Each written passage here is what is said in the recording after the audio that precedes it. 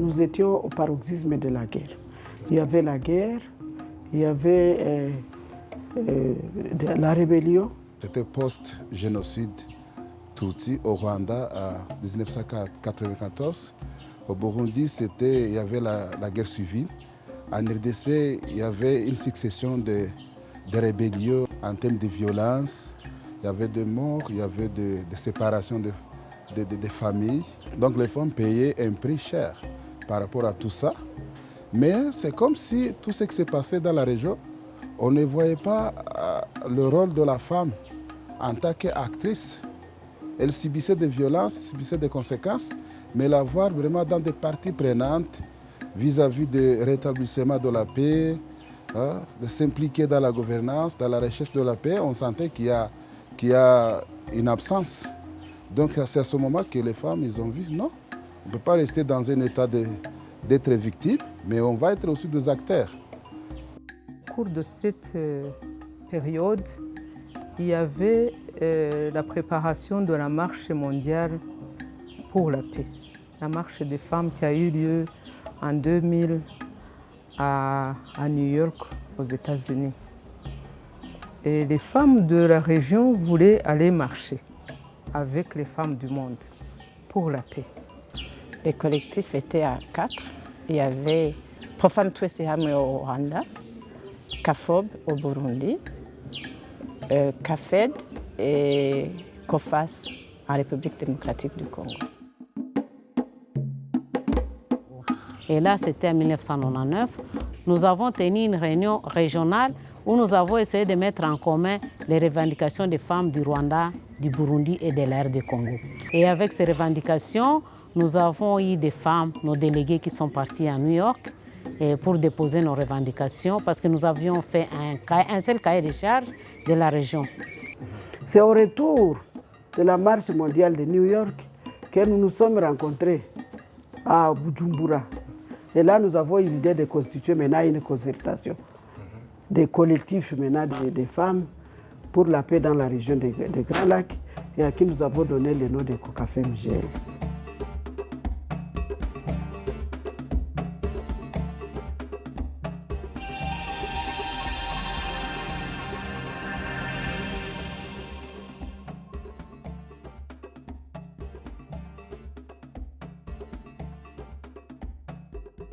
Et ce sont les revendications qui nous ont démontré ce que nous devrions faire. Ce sont les femmes de la base qui ont montré la situation et cette situation qui remonte au niveau du pays et qui a touché la région. Parce que quand ça ne va pas au Rwanda, on a trouvé qu'il y avait des interactions au Congo. Quand ça ne va pas au Burundi, il y avait des interactions au Congo. Alors nous avons pensé qu'il était important, au lieu de résoudre les problèmes à moitié, il fallait résoudre ces problèmes au niveau de la région. Même dans le monde entier, on dit que l'union fait la force. Comme ces problèmes étaient communs à ces collectifs, on a constaté que ce serait mieux qu'on travaille ensemble pour prendre des stratégies ensemble et trouver des solutions communes. La mission, c'était d'agir ensemble pour la paix.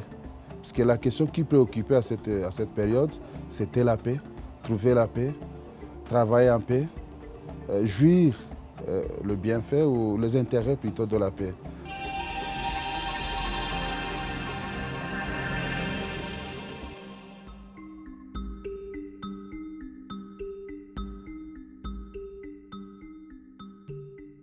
Il y avait des moments où les femmes ne se comprenaient pas.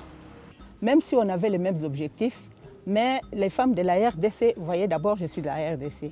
Les femmes du Rwanda voyaient d'abord se tirer vers le Rwanda, la politique du Rwanda, et les femmes du Burundi, la même chose. Au départ, pour nous autres de la RDC, vous voyez que quand nous devrions faire à tour de rôle le Rwanda, le Burundi, nous étions accusés. Et nous avons été reniés par d'autres groupes de femmes qui nous accusaient de vendre les pays. Parce que nous traversons les frontières, nous allons au Rwanda. Nous traversons les frontières, nous allons au Burundi. Nous traitons avec des femmes rwandaises, des femmes burundaises, alors que leurs armées nous font la guerre. C'était difficile. Alors, il y a eu d'autres associations qui ont fait défection. Ça s'est arrivé que nos sœurs du Rwanda sont allées une fois dans une réunion à Butembo quand ils sont arrivés à l'aéroport, et on les a arrêtés là-bas. Alors ils ont dit, bah, on a retiré les passeports, on a retiré tout. Alors nos sœurs congolaises n'avaient pas le pouvoir d'agir parce que ça dépassait leur pouvoir. Ils étaient désolés. Alors les femmes rwandaises ont fait demi-tour et la réunion n'a pas eu lieu. Un autre défi, c'est que les femmes n'avaient pas habitude d'affronter les décideurs politiques, de faire le plaidoyer. Nous avons rencontré aussi le problème de financement parce que certains bailleurs ne comprenaient pas comment on pouvait financer une action de 3 pays. Parce que vous savez qu'il faut beaucoup d'argent pour travailler dans 3 pays au même moment.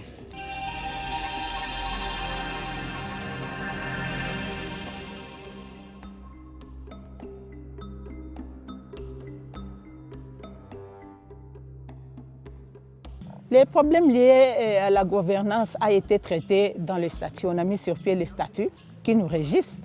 Et ces statuts règlent d'avance les problèmes de la gouvernance. La COCAFEM est dotée de textes de base. Je dirais le statut, le règlement d'ordre intérieur, le manuel de gestion des procédures administratives et financières, le code d'éthique et de déontologie. Il y a aussi un guide de communication. En fait, on s'est dit, si on arrive à faire une dynamique comme celle-là, il faut qu'on lui donne une performance et des axes. Bon, le premier axe, c'est d'abord la communication. Il faut déclencher une communication entre nous. De façon, on sait ce qui se passe au Congo, au Burundi et au Rwanda. 2, il faut un renforcement des capacités pour que les femmes des 3 pays aient la même formation de renforcement des capacités, surtout en matière de plaidoyer. Comment faire une pression positive, comment faire un lobbying pour arriver à nos résultats de plaidoyer. Au fur et à mesure que la COCAFEM avançait, il y a eu quelques bailleurs qui sont venus aider la COCAFEM, appuyer financièrement la COCAFEM. Il y a les partenaires financiers et les partenaires techniques.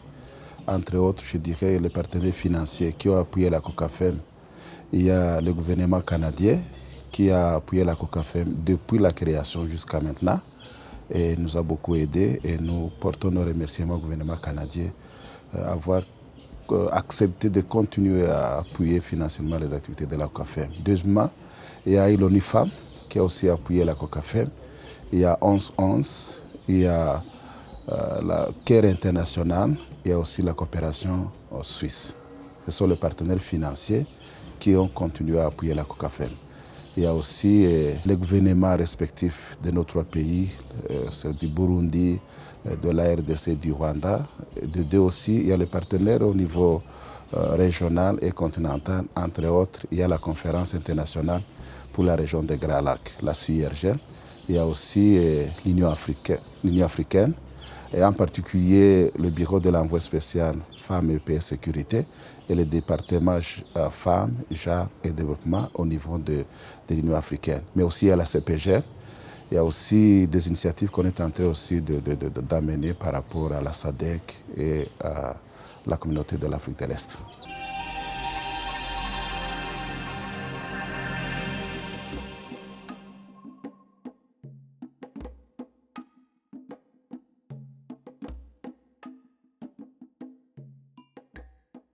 La première réalisation, c'est la campagne sur les violences faites à la femme et la pauvreté qu'on a menée depuis 1999 et qui nous a donné des revendications à présenter à la Banque mondiale et au Fonds monétaire international.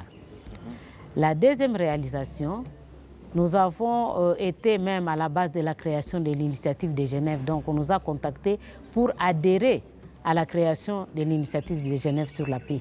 Donc ça aussi c'est une action phare.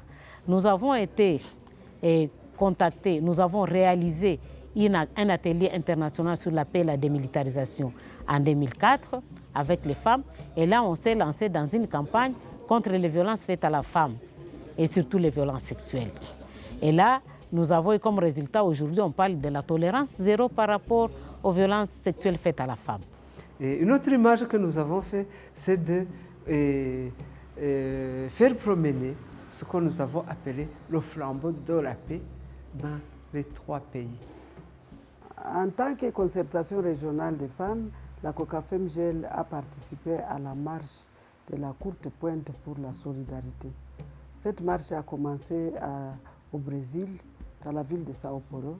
Elle a fait le tour de l'Amérique, elle a traversé l'Europe, elle est passée par l'Afrique, même en Océanie pour aller terminer sa marche à Burkina Faso. Et c'est là, à Burkina Faso, que se sont passées les activités de clôture de la marche de la courte pointe pour vulgariser la charte des femmes pour l'humanité. La première des actions que je considère comme des actions de plaidoyer phares, c'est que la COCAFEM a pu initier des rencontres régionales qui mettent ensemble les gens de la société civile, les gens du gouvernement, les institutions étatiques du gouvernement. Ils se mettent ensemble sous un thème, ils débattent ensemble, parvenir de ramener les autorités rwandaises, burundaises, congolaises, de se mettre ensemble, discuter sur une thématique, par exemple, question de VSBG, question de la paix. Ça, c'est, je dirais, une réalisation phare. La COCAFEM s'est dotée de 2 thèmes de plaidoyer, 2 principaux thèmes de plaidoyer. Le premier, il était relatif à la mise en œuvre des instruments juridiques qui promeuvent les droits des femmes. Et le second thème, c'est viser l'émergence du pouvoir économique de la femme. Alors, par rapport à ce premier thème, la COCAFEM a d'abord commandité 3 études au niveau des 3 pays de son espace. C'était 3 études pour pouvoir justement cerner le niveau de mise en œuvre de 2 principaux instruments, à savoir la résolution 1325 du Conseil de sécurité des Nations Unies et en second lieu, voir l'état de mise en œuvre de la déclaration des chefs d'État et des gouvernements des États membres de la CIRGEL. Et après, ces résultats ont été consolidés. Une fois consolidés, les résultats de l'étude consolidée a été porté à la connaissance des différents acteurs au niveau de la 3e conférence régionale, celle-là même qui a eu lieu du 10 au 11 mars 2016 à Kinshasa, en République démocratique du Congo. Ça a été vraiment une réussite à la COCAFEM. Pourquoi? On a pu mobiliser l'Union africaine. L'Union africaine était représentée le bureau de l'envoyé spécial femmes et paix sécurité, le département genre et femmes au niveau de l'Union africaine. On a mobilisé la conférence internationale pour la région des Grands Lacs. On a mobilisé les structures des forums des parlementaires des pays membres de la CIRGEL, les forums des femmes, mais aussi on a pu mobiliser les différents ministères de nos pays qui étaient représentés, les organisations de la société civile de 8 pays, le Rwanda, le Burundi, la RDC, l'Ouganda, Kenya, Tanzanie, Sud-Soudan et la République centrafricaine. Et on a aussi mobilisé les agences des Nations Unies, il y avait des ambassades, il y avait aussi des organisations internationales. Donc ça a été vraiment un forum où on voyait tout le monde était représenté, mais à la fin de cette conférence, ils ont ressorti une feuille de route qui dégage les principales parties d'intervention du point de vue de la déclaration de Kampala par rapport aux questions de prévention et réponse, par rapport à la lutte contre l'impunité, par rapport à l'assistance des victimes de violences sexuelles basées sur le genre, mais aussi par rapport à la résolution 1325 du Conseil de sécurité des Nations Unies. Au niveau de pays aussi, l'exercice a été fait parce que chaque pays s'est doté aussi d'un plan de travail avec des actions bien ciblées à mener justement pour que la mise en œuvre de la déclaration de Kampala et ou même de la résolution 1325 du Conseil de sécurité des Nations Unies soit effective. Au niveau de la déclaration de Kampala, on a commencé par la traduction de la déclaration dans nos langues nationales, Kinyarwanda, Kirundi, Lingala, Kiswahili au Congo. Et après avoir traduit ça en langue nationale, on l'a alors vulgarisé. Et au niveau du Burundi, Et récemment, il y a eu promulgation de la loi spécifique pour la protection et la répression des violences basées sur le genre. Et là, vraiment, on a fait maintes actions de plaidoyer pour que cette loi soit là. C'est vraiment une victoire. Si les violences basées sur le genre, on a développé beaucoup d'activités au niveau d'approcher les victimes au niveau de prévention, éducation populaire, pour éviter les conflits basés sur le genre, et donc les violences basées sur le genre. On avait un projet de 7 ans qui était financé par les Canadiens. Et là, on travaillait à concert. On a identifié des régions au niveau du Rwanda et au niveau de la RDC, au niveau du Burundi, pour parler de lutte contre les violences basées sur le genre. Donc il y a eu des activités pour approcher les femmes victimes des violences basées sur le genre, les appuyer sur le plan économique et puis sur le plan légal. Dans l'ensemble, l'appui qu'on a donné d'une façon holistique, ça va de 2027 victimes qui ont bénéficié les 4 services. Mais pour ce qui est de renforcement du pouvoir économique, la COCAFEM a un programme sur lequel travaille avec les femmes qui exercent le commerce transfrontalier entre nos pays. Il y a eu des formations de coopératives de ces femmes. Il y a eu à former ces femmes sur les instruments régionaux qui parlent du commerce transfrontalier, le droit des femmes, etc.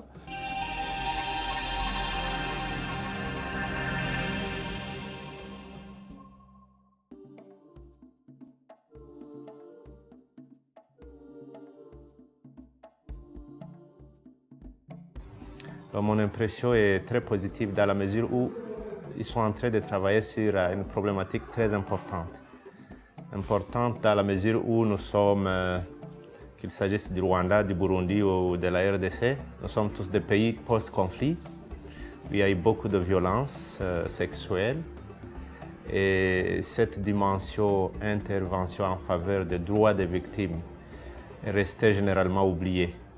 Au début, quand on parlait des questions de violence, on disait que ce sont les femmes qui en parlent, ce n'est pas vrai, ça a toujours été comme ça dans nos sociétés. Ce n'était pas vu comme une question de droits humains, ce n'était pas vu comme une question de santé, mais aujourd'hui la COCAFEM a sensibilisé et la population à travers ses associations membres au niveau local et les dirigeants à tous les niveaux, et ça a rendu, je dirais, le problème plus réel et vrai au niveau de toutes ces catégories de personnes. COCAFEM JL a été parmi les grandes organisations qui ont milité pour que nous puissions obtenir la déclaration des chefs d'État de la région des Grands Lacs sur les questions de violences sexuelles. Et lorsque ces organisations féminines se sont mises ensemble, elles sont en train de travailler à la fois pour accompagner les femmes par rapport aux problèmes qu'elles subissent, mais aussi elles travaillent pour prévenir d'autres conflits. Et c'est en ce moment-là que nous disons l'approche qu'utilise la COCAFEM JL, c'est une approche appréciable dans le sens de consolider la paix au niveau de ces 3 pays.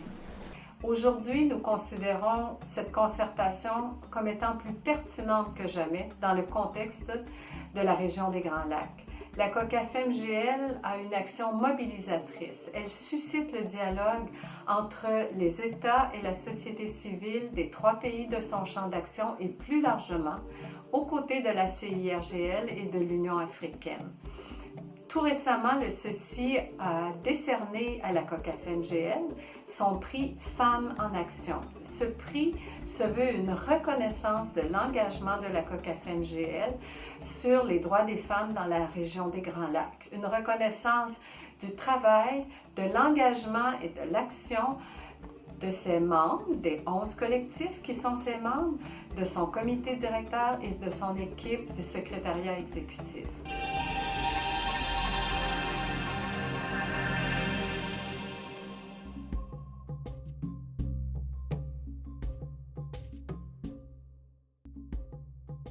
En termes de perspective à l'horizon 2030, la première des choses, ça va s'inscrire à la vision et à la mission de la COCAFEM, mais aussi va aussi s'orienter vers les orientations internationales, continentales et régionales, entre autres les orientations sur les objectifs du développement durable, l'agenda 2063 de l'Union africaine, mais aussi sur l'autonomisation de la femme dans une dimension transversale, en s'appuyant sur les instruments régionaux sur l'économie et le commerce, des organisations régionales telles que la CPGL, la Communauté de l'Afrique de l'Est, EAC, le COMESA et la SURGEL.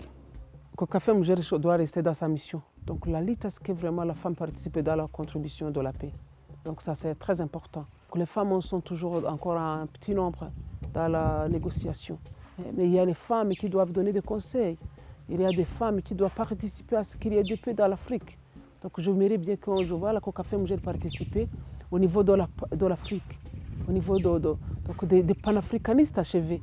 Au niveau de la région des Grands Lacs, nous avons encore beaucoup de problèmes en ce qui concerne la consolidation de la paix. Il est temps que la COCAFEM-JL puisse continuer à conjuguer ses efforts pour voir dans quelle mesure faire un plaidoyer agissant pour ramener définitivement la paix dans la région des Grands Lacs. La COCAFEM a initié des initiatives destiné à renforcer la capacité de la femme, particulièrement la femme qui est impliquée dans le commerce informel transfrontalier.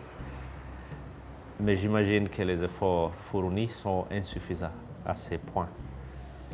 Si la COCAFEM dispose de moyens supplémentaires, je pense que ce serait très important. Si nous voulons diminuer la vulnérabilité de la femme au niveau de son foyer, au niveau de sa communauté et sur le plan national, il faut commencer par s'attaquer à sa pauvreté. Il faut lui permettre d'avoir droit au chapitre, d'exprimer sa voix. Et on ne peut exprimer sa voix que si on a le moyen de le faire. Mais aussi l'accès à la justice.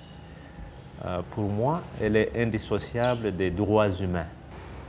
Je trouve que cette dimension, accès à la justice, matérialisation des politiques publiques, offre une opportunité pour la COCAFEM de continuer ses interventions. En plus de cela, la COCAFEM a priorisé les axes en termes de perspectives d'ici 2030. Le premier axe sera va travailler sur l'effectivité des instruments internationaux, régionaux et nationaux en faveur de la fille, de la femme et de l'enfant, ainsi que l'autonomisation de la femme sur son pouvoir économique. Deuxièmement, la COCAFEM va continuer à porter la voix des femmes comme un levier de changement, de positionnement, mais aussi de réseautage à tous les niveaux. Troisièmement, la COCAFEM va continuer à lutter contre l'impunité, les pratiques culturelles rétrogrades, en vue de favoriser l'accès des femmes à la justice sociale. Cinquièmement, la COCAFEM va continuer à travailler pour la promotion de la participation de la femme dans la gouvernance politique, dans le processus de médiation, de négociation, de gestion des conflits et de maintien de la paix au niveau régional qu'international. En sixième lieu, va continuer toujours à consolider le partenariat avec les institutions gouvernementales à tous les niveaux, mais aussi avec les partenaires techniques et financiers. Enfin, va continuer à renforcer les capacités des organisations féminines de la région des Grands Lacs pour l'accomplissement de leurs missions.